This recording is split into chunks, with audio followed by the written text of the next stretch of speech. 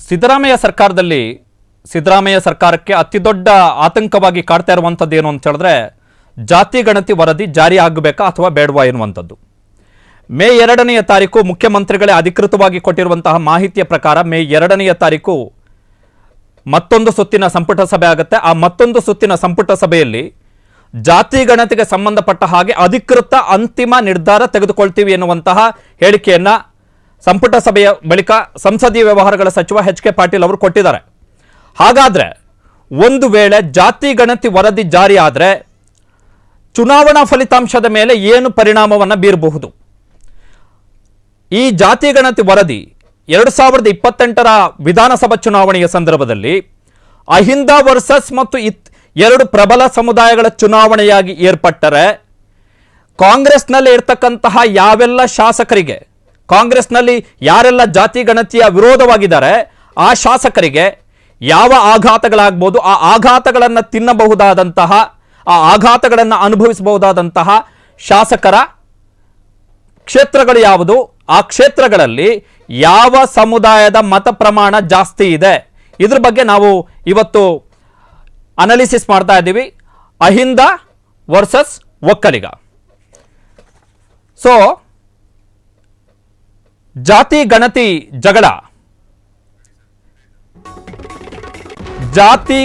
ಜಗಳ ಅಹಿಂದ ಮತ್ತು ಒಕ್ಕಲಿಗ ಸಮುದಾಯದ ಸಂಘರ್ಷವಾಗಿ ಬದಲಾಗ್ತಾ ಇದೆ. ಅಹಿಂದ ಸಮುದಾಯ, ಅಹಿಂದ ಅಂತ ಹೇಳಿದ್ರೆ ಅಲ್ಪಸಂಖ್ಯಾತ ದಲಿತರು ಮತ್ತೆ ಹಿಂದುಳಿದ ವರ್ಗ, ಅಲ್ಪಸಂಖ್ಯಾತ ಹಿಂದುಳಿದ ಮತ್ತು ದಲಿತ ವರ್ಗ, ಈ ಸಮುದಾಯ ಅಥವಾ ಶೋಷಿತ ಸಮುದಾಯಗಳು ಅಂತೇಳಿ ಏನು ಕರೆಸ್ಕೊಂಡಿದ್ದಾವೆ, ಈ ಸಮುದಾಯಗಳು ಜಾತಿ ಗಣತಿಯ ವಿರುದ್ಧವಾಗಿ ನಿಂತಿಲ್ಲ, ಜಾತಿ ಗಣತಿಯ ಪರವಾಗಿ ನಿಂತಿವೆ. ಈ ಸಮುದಾಯಗಳಿಗೆ ಜಾತಿ ಗಣತಿಯ ಅವಶ್ಯಕತೆ ಇದೆ. ಆದರೆ ಜಾತಿ ಗಣತಿಯ ವಿರುದ್ಧ ಕಾಂಗ್ರೆಸ್ನ ಒಕ್ಕಲಿಗ ಶಾಸಕರು ನಿಂತಿದ್ದಾರೆ. ಜಾತಿ ಗಣತಿ ವಿರೋಧಿಸಿ ಕಾಂಗ್ರೆಸ್ನ ಒಕ್ಕಲಿಗ ಶಾಸಕರು ಅಹಿಂದ ಮತವರ್ಗವನ್ನ, ಅಹಿಂದ ಸಮುದಾಯವನ್ನ, ಅಹಿಂದ ಮತದಾರರನ್ನ ಹಾಗಾದ್ರೆ ಎದುರು ಹಾಕೊಂಡ್ರ. ಕಾಂಗ್ರೆಸ್ನ ಈ ಒಕ್ಕಲಿಗ ಶಾಸಕರಿಗೆ ಮುಂದಿನ ಚುನಾವಣೆ 2028ರ ವಿಧಾನಸಭಾ ಚುನಾವಣೆ ಏನಿದೆ, ಆ ಚುನಾವಣೆ ಅತ್ಯಂತ ಕಷ್ಟವಾಗಿ ಪರಿಣಮಿಸುತ್ತಾ ತಮ್ಮ ಸಮುದಾಯವನ್ನೇ ಸಮಾಧಾನಪಡಿಸಲಿಕ್ಕೆ, ಅಂದ್ರೆ ಒಕ್ಕಲಿಗ ಶಾಸಕರು ಒಕ್ಕಲಿಗ ಸಮುದಾಯದವರು, ಜಾತಿ ಆಧಾರದಲ್ಲಿ ಆ ಸಮುದಾಯದವರು. ಸೊ ಆ ಸಮುದಾಯವನ್ನ, ತಾವು ಹುಟ್ಟಿ ಬೆಳೆದಂತಹ ಸಮುದಾಯವೊಂದನ್ನ ಸಮಾಧಾನಪಡಿಸಲಿಕ್ಕೆ ಅಹಿಂದ ಮತಗಳನ್ನೇ ಎದುರು ಹಾಕೊಂಡ್ರ ಕಾಂಗ್ರೆಸ್ನ ಒಕ್ಕಲಿಗ ಶಾಸಕರು. ಮುಂದಿನ ಚುನಾವಣೆಯ ಸಂದರ್ಭದಲ್ಲಿ 2028ರ ವಿಧಾನಸಭಾ ಚುನಾವಣೆಯ ಸಂದರ್ಭದಲ್ಲಿ ಕಾಂಗ್ರೆಸ್ನ ಈ ಒಕ್ಕಲಿಗ ಶಾಸಕರಿಗೆ ಅಹಿಂದ ಮತಗಳು ಕೈ ತಪ್ಪಿ ಹೋಗ್ತವ. ಬಿಕಾಸ್ ಯಾವುದೇ ನಿರ್ಧಾರಗಳಿರ್ಬೋದು, ಯಾವುದೇ ಕ್ರಮಗಳಿರ್ಬೋದು, ಯಾವುದೇ ಘೋಷಣೆಗಳಿರ್ಬೋದು, ಎಲ್ಲವೂ ಕೂಡ ಪೊಲಿಟಿಕಲ್ ಡಿಸಿಷನ್ಸೇ ಆಗಿರ್ತವೆ. ಯಾವುದೇ ಚುನಾಯಿತ ಸರ್ಕಾರ,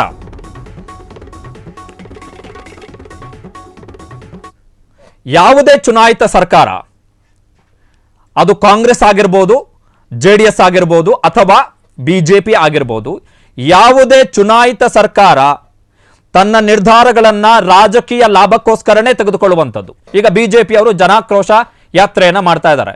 ಆ ಜನಾಕ್ರೋಶ ಯಾತ್ರೆ ಯಾಕೆ ಅಂತ ಹೇಳಿದ್ರೆ 2028ರ ವಿಧಾನಸಭಾ ಚುನಾವಣೆಯ ವೇಳೆಗೆ ಜನ ನಮಗೆ ಮತ ಹಾಕಬೇಕು ಅಂತೇಳಿ ಜನರ ಮನಸ್ಥಿತಿಯಲ್ಲಿ ಭಾವನೆಯನ್ನು ಮೂಡಿಸಲಿಕ್ಕೆ.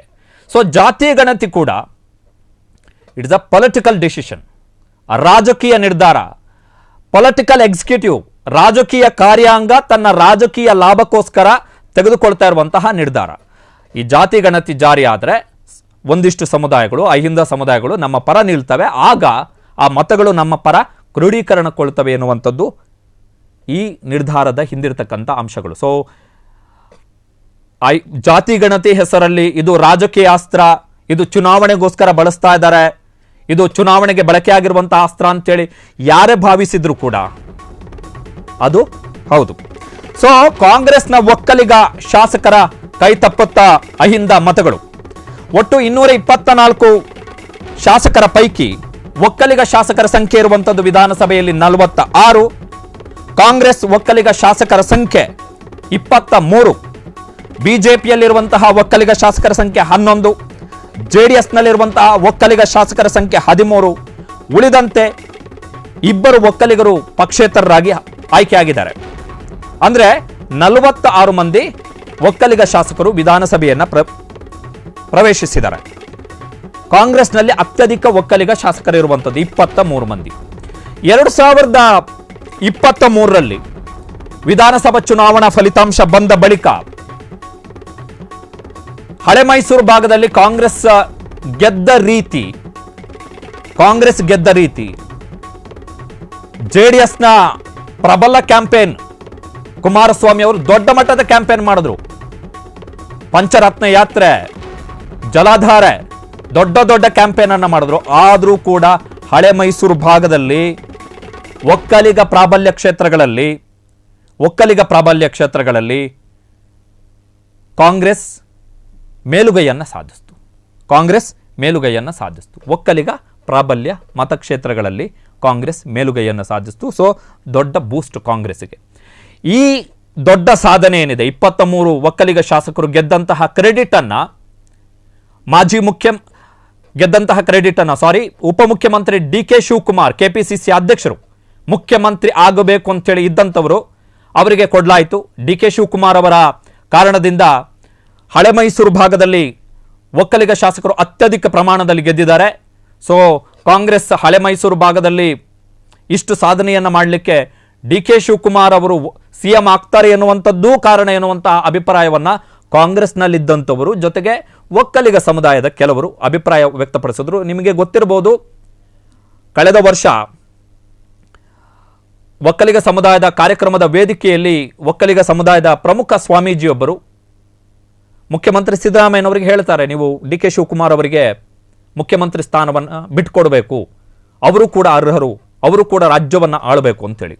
ಸೊ ಆ ರೀತಿಯಾದಂತಹ ಕ್ರೆಡಿಟ್ ಅನ್ನ ಡಿ.ಕೆ. ಶಿವಕುಮಾರ್ ಅವರಿಗೆ ಕೊಡಲಾಯಿತು. ಬಟ್ ವೆರಿ ಇಂಟ್ರೆಸ್ಟಿಂಗ್ ಪಾಯಿಂಟ್ ಏನು ಅಂತ ಹೇಳಿದ್ರೆ, 2023ರಲ್ಲಿ ವಿಧಾನಸಭಾ ಚುನಾವಣೆಯ ಫಲಿತಾಂಶ ಬಂದ ಬಳಿಕ ನಡೆದಂತಹ ಅಧ್ಯಯನದ ಪ್ರಕಾರ, ಪೋಸ್ಟ್ ಪೋಲ್ ಅನಾಲಿಸಿಸ್ ಏನಿದೆ ಅದರ ಅಧ್ಯಯನದ ಪ್ರಕಾರ, ಪೋಸ್ಟ್ ರಿಸಲ್ಟ್ ಫಲಿತಾಂಶೋತ್ತರ ಅನಾಲಿಸಿಸ್ ಪ್ರಕಾರ ಡಿ.ಕೆ. ಒಕ್ಕಲಿಗ ಮತಗಳು ಅತ್ಯಧಿಕ ಪ್ರಮಾಣದಲ್ಲಿ ಹೋಗಿದ್ದು ಜೆಡಿಎಸ್ಗೆ, ಅದಾದ ಬಳಿಕ ಬಿಜೆಪಿಗೆ, ಅದಾದ ಬಳಿಕ ಕಾಂಗ್ರೆಸ್ಗೆ. ಸೊ ಕಾಂಗ್ರೆಸ್ನ ಒಕ್ಕಲಿಗ ಶಾಸಕರಿಗೆ ಗೆಲ್ಲುವುದಕ್ಕೆ ಅಹಿಂದ ಮತಗಳು ಅನಿವಾರ್ಯ.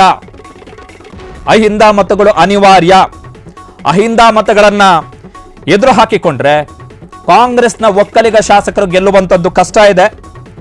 ಹಳೆ ಮೈಸೂರು ಭಾಗದಲ್ಲಿ ಒಕ್ಕಲಿಗ ಶಾಸಕರಿಗೆ ಅಹಿಂದ ಮತಗಳೇ ಅನಿವಾರ್ಯ.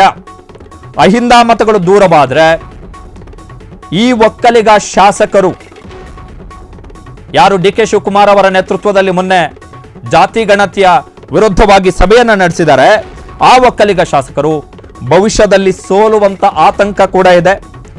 ಮೇಲ್ನೋಟಕ್ಕೆ ಅಂದ್ರೆ ಬಹಿರಂಗವಾಗಿ ಸಮುದಾಯದ ಒತ್ತಡಕ್ಕೆ ಮಣಿದು ಜಾತಿ ಗಣತಿಯನ್ನು ವಿರೋಧಿಸಬಹುದು ಈ ಶಾಸಕರು, ಒಕ್ಕಲಿಗ ಶಾಸಕರು.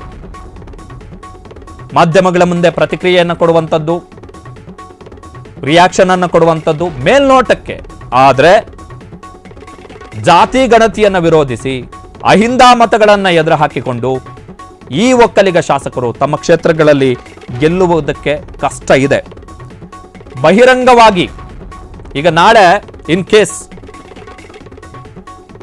ಜಾತಿ ಗಣತಿ ವರದಿ ಜಾರಿ ಆಯಿತು, ಒಕ್ಕಲಿಗರು ಮತ್ತೆ ಲಿಂಗಾಯತರು ಬಹಿರಂಗವಾಗಿ ಪ್ರೊಟೆಸ್ಟ್ಗೆ ಕರೆ ಕೊಟ್ಟು ರಾಜ್ಯಾದ್ಯಂತ ಪ್ರತಿಭಟನೆ ಮಾಡ್ತೀವಿ ಅಂತ ಆದ್ರೆ ಕಾಂಗ್ರೆಸ್ನ ಈ 23 ಮಂದಿ include mister D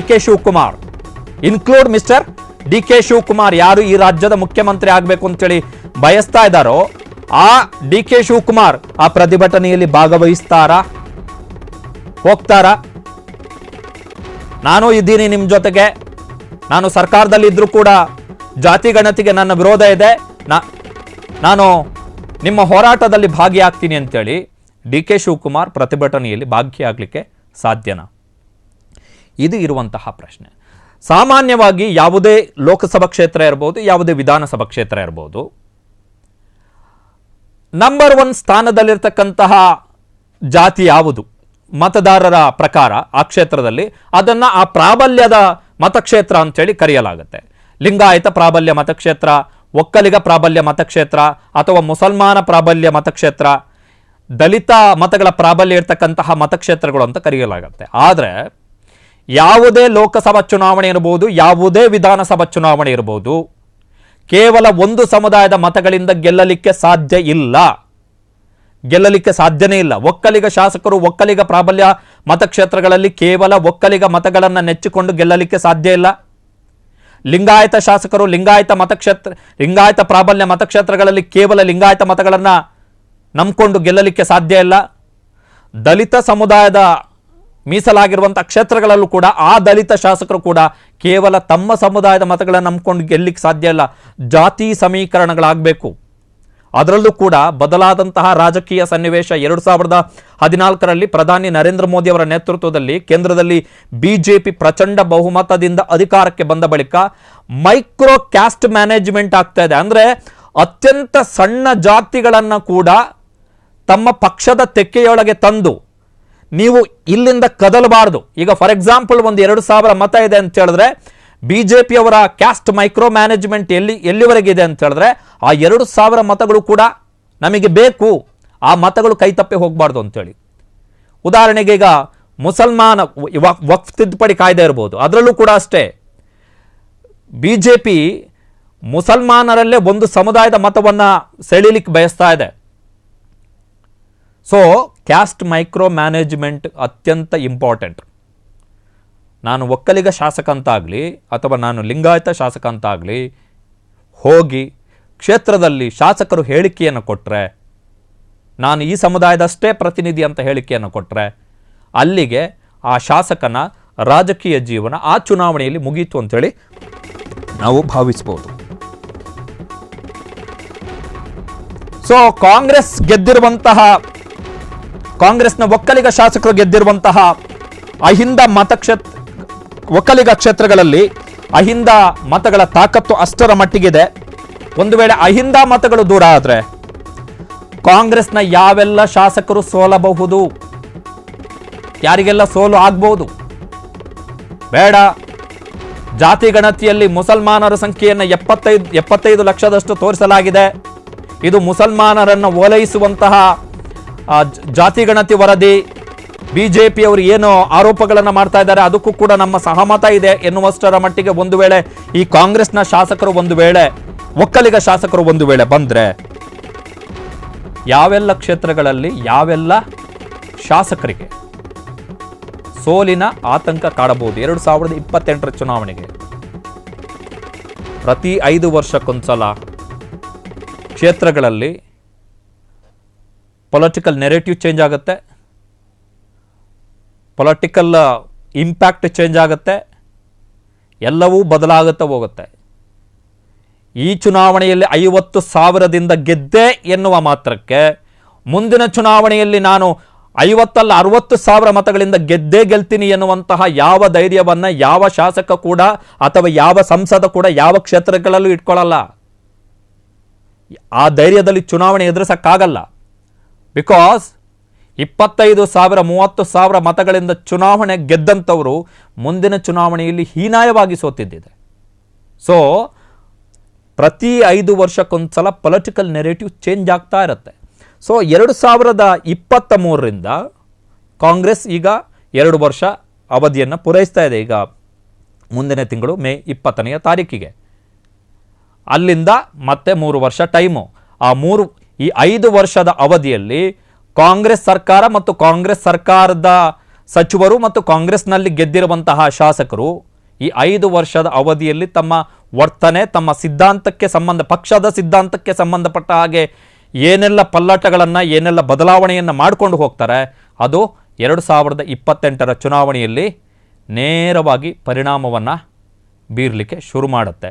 political set back ಆಗ್ಬೋದು, ಪೊಲಿಟಿಕಲ್ ಪ್ಲಸ್ ಪಾಯಿಂಟು ಆಗ್ಬೋದು. ಬಟ್ ಈ ಪರ್ಟಿಕ್ಯುಲರ್ಲಿ ಅಹಿಂದ ವರ್ಸಸ್ ಒಕ್ಕಲಿಗ ಎನ್ನುವಂಥ ವಿಚಾರಕ್ಕೆ ಬಂದಂಥ ಸಂದರ್ಭದಲ್ಲಿ ಈ 23 ಮಂದಿ ಕಾಂಗ್ರೆಸ್ನ ಶಾಸಕರು ಯಾರಿದ್ದಾರೆ ಅವರು ಜೋಪಾನ ಆಗಿ ಇರಲೇಬೇಕಾಗತ್ತೆ. ಕಾರಣ ಏನು ಅಂತ ಹೇಳಿದ್ರೆ ಆರಂಭದಲ್ಲೇ ಹೇಳಿದ್ವಿ ನಾವು, ಅಹಿಂದ ಮತಗಳನ್ನು ಹೊರತುಪಡಿಸಿ ಅಹಿಂದ ಮತಗಳನ್ನು ಎದುರು ಹಾಕ್ಕೊಂಡು ಮುಸಲ್ಮಾನ ಮತಗಳನ್ನು ಎದುರಾಕೊಂಡು, ದಲಿತ ಮತಗಳನ್ನು ಎದುರಾಕೊಂಡು, ಹಿಂದುಳಿದ ಸಮುದಾಯಗಳ ಮತಗಳನ್ನು ಎದುರಾಕೊಂಡು ಖಂಡಿತವಾಗಿಯೂ ಯಾವ ಶಾಸಕರು ಕೂಡ ಗೆಲ್ಲಲಿಕ್ಕೆ ಸಾಧ್ಯ ಇಲ್ಲ. ಆಮೇಲೆ ವೆರಿ ಇಂಪಾರ್ಟೆಂಟ್ ಏನು ಅಂತ ಹೇಳಿದ್ರೆ, ಜಾತಿ ಗಣತಿ ವರದಿ ಪ್ರಕಾರ 70% 5,18,00,000 ಮಂದಿಯನ್ನು ಜಾತಿ ಗಣತಿ ವರದಿ 2015 ಜಾತಿ ಗಣತಿ ವರದಿಯಲ್ಲಿ ಕವರ್ ಮಾಡಲಾಗಿರುವಂಥದ್ದು. ಅದರಲ್ಲಿ ಮೋರ್ ದೆನ್ 4 ಕೋಟಿಗೂ ಅಧಿಕ, ಅಂದರೆ 70%ಕ್ಕಿಂತಲೂ ಅಧಿಕ ಜನಸಂಖ್ಯೆ ಇರುವಂಥದ್ದು ಅಹಿಂದ ಜನಸಂಖ್ಯೆ, ಅಲ್ಪಸಂಖ್ಯಾತ, ದಲಿತ ಮತ್ತು ಹಿಂದುಳಿದ ವರ್ಗಗಳ ಜನಸಂಖ್ಯೆ. ಸೊ ಬಿಗ್ ಚಂಕ್, ದೊಡ್ಡ ಪೋರ್ಷನ್, ನಿಯರ್ಲಿ 3/4 ಭಾಗದಷ್ಟು ಇರ್ತಕ್ಕಂತಹ ಒಂದು ಸಮುದಾಯವನ್ನು, ಅದಕ್ಕೆ ಅನುಕೂಲ ಆಗಬಹುದಾದಂತಹ ಜಾತಿ ಗಣತಿ ವರದಿಯನ್ನು ಯಾಕೆ ಆ್ಯಕ್ಚುಲಿ ಬಿ ಜೆ ಪಿಯಲ್ಲೇ ಇಷ್ಟು ವಿರೋಧ ಇಲ್ಲ. ಈಗ ಡಿ ಕೆ ಶಿವಕುಮಾರ್ ಅವರ ನೇತೃತ್ವದಲ್ಲಿ ಜಾತಿ ಗಣತಿಗೆ ಸಂಬಂಧಪಟ್ಟ ಹಾಗೆ ಒಕ್ಕಲಿಗ ಶಾಸಕರು ಸಭೆ ನಡೆಸಿದ್ದಾರೆ, ಲಿಂಗಾಯತ ಶಾಸಕರು ಸಭೆ ನಡೆಸಿದ್ದಾರೆ. ಬಿ ಜೆ ಪಿಯಲ್ಲಿ ಇಷ್ಟರ ಮಟ್ಟಿಗಿನ ಆಕ್ರೋಶ ಕೇಳಿ ಬಂದಿಲ್ಲ. ದೇ ನೋ ಮೈಕ್ರೋ ಕ್ಯಾಸ್ಟ್ ಮ್ಯಾನೇಜ್ಮೆಂಟನ್ನು ಏನು ಮಾಡಬೇಕು, ಯಾಕೆ ಮಾಡಬೇಕು, ಏನು ಮಾಡಬೇಕು, ಜಾತಿ ಗಣತಿ ವರದಿಯಲ್ಲಿನ ಅಂಶಗಳೇನು, ಅದನ್ನು ಹೇಗೆ ಎನ್ಕ್ಯಾಶ್ ಮಾಡ್ಕೊಳ್ಬೇಕು ಅಂಥೇಳಿ ಅವ್ರಿಗೆ ಗೊತ್ತಾಗಿದೆ. ಅವ್ರು ಯಾರೂ ಮುಗಿಬಿದ್ದಿಲ್ಲ, ಯಾರೂ ಅಟ್ಯಾಕ್ ಮಾಡಿಲ್ಲ. ದೊಡ್ಡ ವಿರೋಧ ಪಕ್ಷವಾಗಿ ಅಟ್ಯಾಕ್ ಮಾಡಿದ್ದಾರೆ ಅನ್ನೋದೊಂದು ಬಿಟ್ಟರೆ ಆ ಆಕ್ರೋಶ ಆಗಲಿ, ಆ ಸಿಟ್ಟಾಗಲಿ ಕಾಂಗ್ರೆಸ್ನಲ್ಲಿ ಕಾಣಿಸ್ತಾ ಇಲ್ಲ, ಬಿ ಜೆ ಪಿಯಲ್ಲಿ ಕಾಣಿಸ್ತಾ ಇಲ್ಲ. ಬಟ್ ಕುಮಾರಸ್ವಾಮಿ ಅವರು ವಿರೋಧ ವ್ಯಕ್ತಪಡಿಸಿದ್ದಾರೆ. ನೀವು ರಿಯಾಕ್ಷನ್ಸನ್ನು ಗಮನಿಸಿದ್ರೆ ಕುಮಾರಸ್ವಾಮಿ ಅವರ ರಿಯಾಕ್ಷನ್, ಯಾರು ಒಂದು ಕಾಲಕ್ಕೆ ಅಹಿಂದ ಮತಗಳ ಆಧಾರದಲ್ಲಿ ರಾಜಕಾರಣವನ್ನು ಮಾಡಿದ್ರು, ಯಾರು ಈಗ ಬಿ ಜೆ ಪಿಯ ಜೊತೆಗೆ ಸಖ್ಯವನ್ನು ಮಾಡ್ಕೊಂಡಿದ್ದಾರೆ, ಮೈತ್ರಿಯನ್ನು ಮಾಡ್ಕೊಂಡಿದ್ದಾರೆ, ಆ ಕುಮಾರಸ್ವಾಮಿ ಅವರಿಗೆ ಈಗ ಜಾತಿ ಗಣತಿ ವಿರೋಧ ಇದ್ದಾರೆ. ಬಿಕಾಸ್ ಕುಮಾರಸ್ವಾಮಿ ಅವರ ಆಲೋಚನೆ ಇರುವಂಥದ್ದು ಈಗ it's not about Ahinda, it's about Vokkaliga votes. ಅಂದರೆ ಕುಮಾರಸ್ವಾಮಿ ಅವರಿಗೆ ಡಿ ಕೆ ಶಿವಕುಮಾರ್ ಅವರನ್ನು ಒಕ್ಕಲಿಗ ಸಮುದಾಯದ ಎದುರುಗಡೆ ಒಬ್ಬ ಖಲನಾಯಕ ಅಂಥೇಳಿ ಬಿಂಬಿಸುವಂತಹ ಅವಕಾಶ ಇದು. ಡಿ ಕೆ ಶಿವಕುಮಾರ್ ಅವರನ್ನು ಒಕ್ಕಲಿಗ ಸಮುದಾಯದ ಖಲನಾಯಕ. ಒಕ್ಕಲಿಗ ಮತ್ತು ಲಿಂಗಾಯತರಿಗೆ ಕರ್ನಾಟಕದ ದೀರ್ಘಕಾಲದ ರಾಜಕಾರಣದಲ್ಲಿ ಆ ಎರಡೂ ಸಮುದಾಯಗಳು ಕೂಡ, ಹಳೆ ಮೈಸೂರು ಭಾಗದಲ್ಲಿ ಒಕ್ಕಲಿಗರು, ಉತ್ತರ ಕರ್ನಾಟಕ ಭಾಗದಲ್ಲಿ ಲಿಂಗಾಯತರು, ತಾವಷ್ಟೇ ಪ್ರಬಲ ಸಮುದಾಯ, ಈ ರಾಜ್ಯದಲ್ಲಿ ಮುಖ್ಯಮಂತ್ರಿ ಆಗುವಂಥವರು ನಮ್ಮ ಸಮುದಾಯದವರೇ ಆಗಿರಬೇಕು, ನಮ್ಮವರೇ ಆಗಿರಬೇಕು, ಈ ರಾಜ್ಯದಲ್ಲಿ ಯಾವ ಪಕ್ಷ ಅಧಿಕಾರಕ್ಕೆ ಬರುತ್ತೆ ಎನ್ನುವಂಥದ್ದನ್ನೇ ನಿರ್ಧಾರ ಮಾಡುವಂಥದ್ದು ಕೂಡ ನಾವೇ ಎನ್ನುವಂತಹ ಮನಸ್ಥಿತಿಯಲ್ಲಿ ಒಕ್ಕಲಿಗ ಮತ್ತು ಲಿಂಗಾಯತ ಸಮುದಾಯದ ಮತದಾರರಿದ್ದರು ಇಲ್ಲಿವರೆಗೆ. ಆದರೆ ಈ ಜಾತಿ ಗಣತಿ ವರದಿ ಇದೆಯಲ್ಲ, ಇದು ಅಂತಹ ಪೊಲಿಟಿಕಲ್ ನೆರೇಟಿವನ್ನು ಕಂಪ್ಲೀಟ್ಲಿ ಚೇಂಜ್ ಮಾಡಿದೆ. ಅದ್ರ ಜೊತೆಗೆ ಲಿಂಗಾಯತ, ಆಗಲೇ ಒಂದು ಮಾತು ಹೇಳಿದ್ವಿ, ಒಕ್ಕಲಿಗ ಮತಗಳು 2023 ವಿಧಾನಸಭಾ ಚುನಾವಣೆಯಲ್ಲಿ ಕಾಂಗ್ರೆಸ್ಸಿಗೆ ದೊಡ್ಡ ಮಟ್ಟದಲ್ಲಿ ಬಂದಿಲ್ಲ. JDSಗೆ ಅತ್ಯಧಿಕ ಒಕ್ಕಲಿಗ ಮತಗಳು ಹೋಗಿದೆ. ಅದಾದ ಬಳಿಕದ 2ನೇ ಸ್ಥಾನ ಇರುವಂಥದ್ದೇ ಬಿಜೆಪಿಗೆ ಒಕ್ಕಲಿಗ ಮತಗಳಲ್ಲಿ.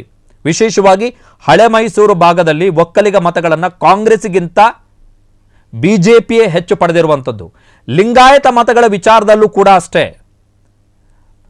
ಬಿಜೆಪಿಯ ಲಿಂಗಾಯತ ಮತಗಳ ಪ್ರಮಾಣ ಇಳಿಕೆ ಆಗಿಲ್ಲ. ಬಿಜೆಪಿಗೆ ಯಾವ ಲಿಂಗಾಯತ ಮತಗಳು ಅವರಿಗೆ ನಿಷ್ಠವಾಗಿದವೋ ಆ ಲಿಂಗಾಯತ ಮತಗಳು ಇನ್ನೂ ಕೂಡ ಬಿಜೆಪಿಯ ಬಳಿಯೇ ಇದ್ದಾವೆ. ಅವು ಪಲ್ಲಟ ಆಗಿಲ್ಲ, ಅವು ಬೇರೆ ಕಡೆ ವಾಲಿಲ್ಲ. ಪ್ರತ್ಯೇಕ ಲಿಂಗಾಯತ ಧರ್ಮ ಇರ್ಬೋದು, ಏನೇ ಇರ್ಬೋದು, ಅದಕ್ಕೆ ಸಂಬಂಧಪಟ್ಟ ಹಾಗೆ ಲಿಂಗಾಯತ ಸಮುದಾಯದಲ್ಲೇ ಒಂದಿಷ್ಟು ಜನ ಹೋರಾಟವನ್ನು ಮಾಡ್ತಾ ಇದ್ದಾರೆ. ಪೂರ್ಣ ಪ್ರಮಾಣದ ಹೋರಾಟ ಅಲ್ಲ, ಅದು ಅಪೂರ್ಣ ಹೋರಾಟವಾಗಿ ಉಳ್ಕೊಂಡಿದೆ ಅದು.